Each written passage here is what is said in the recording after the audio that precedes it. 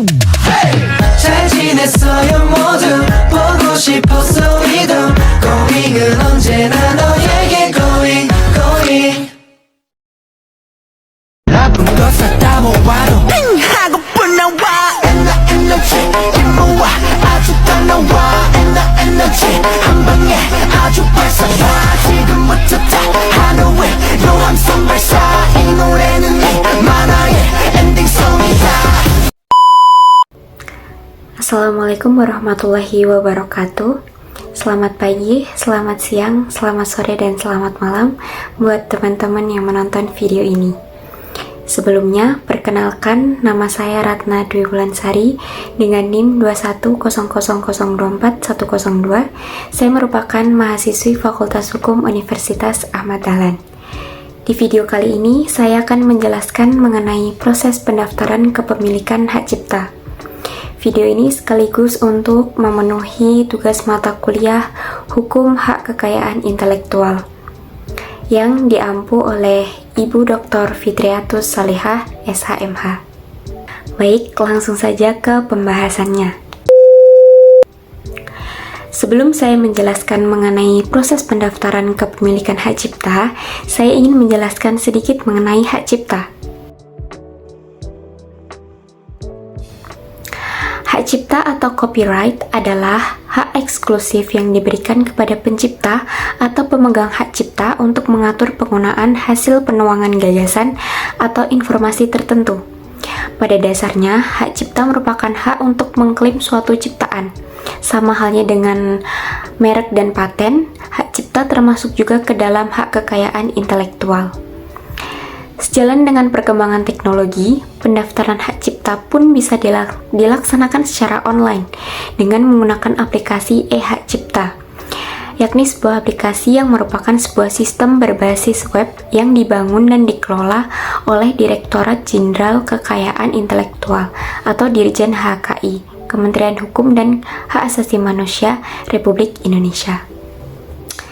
Tidak ada lagi cerita kesulitan mencatatkan hak cipta di Direktorat Jenderal Kekayaan Intelektual atau DJKI. Kreator bisa melindungi hasil ciptaan secara otomatis melalui persetujuan otomatis pencatatan hak cipta atau POPHC. POPHC merupakan sistem yang diciptakan untuk mempercepat proses persetujuan hak cipta yang sebelumnya memakan waktu kurang lebih 1 hari atau one day service menjadi dalam hitungan menit. Sistem ini diluncurkan bersamaan dengan pencanangan 2022 sebagai tahun hak cipta. Cara untuk mengajukan pencatatan dimulai dengan membuka situs hakcipta.dkip.go.id, lalu pengguna bisa membuat akun dengan mengisi form yang telah tersedia. Simpan username dan password yang pemohon gunakan, jangan sampai hilang atau terlupa. Selanjutnya, buka email yang pemohon gunakan untuk membuat akun hak cipta dan cari email verifikasi. Klik tautan yang ada di dalam email tersebut. Kemudian, pemohon bisa kembali ke laman permohonan hak cipta untuk login.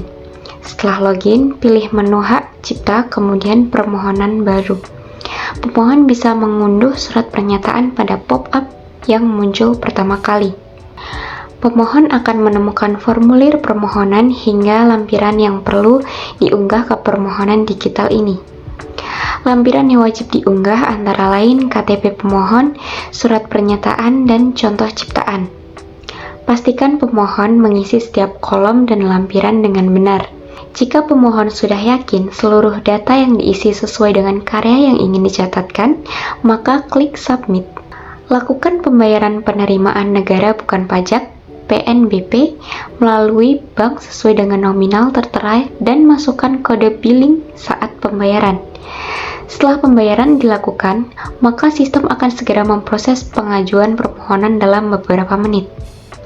Sebelum era pencatatan secara elektronik atau online, hak cipta diajukan berdasarkan permohonan melalui loket DJKI. Rata-rata waktu penyelesaian permohonan antara 6 sampai 9 bulan dengan mengisi formulir dan pembayaran PNBP secara manual melalui loket.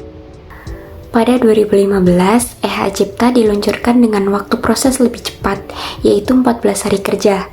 Namun saat itu, pencipta masih harus melampirkan contoh ciptaan secara fisik.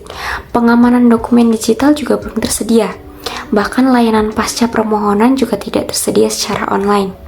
3 tahun kemudian, yaitu 2018, e-hak cipta sudah mampu melayani pencatatan dalam 1 hari kerja. Layanan seluruhnya sudah dapat dilakukan secara online, termasuk layanan pasca permohonan. Dokumen digital juga telah mendapat pengamanan bersertifikasi dari Badan Cyber dan Sandi Negara atau BSSN. Seiring dengan perkembangan teknologi ponsel pada 2020, sistem ini mendapatkan pengembangan yang luar biasa karena permohonan pencatatan hak cipta bisa dilakukan melalui aplikasi berbasis Android atau mobile. Artinya, pemohon dapat melakukan permohonan melalui ponsel saja. Dari seluruh perjalanan panjang perkembangan sistem pencatatan hak cipta tersebut, aplikasi ini mendapatkan penghargaan top 40 dari Kementerian Pendayagunaan Aparatur Sipil Negara dan Reformasi Birokrasi melalui kompetisi inovasi pelayanan publik. Tema yang diusung adalah pencatatan hak cipta online dengan teknologi kriptografi. Sekian video dari saya mengenai proses pendaftaran kepemilikan hak cipta. Terima kasih yang sudah menonton, semoga bermanfaat untuk kita semua. Kurang dan lebihnya saya mohon maaf. Wassalamualaikum warahmatullahi wabarakatuh.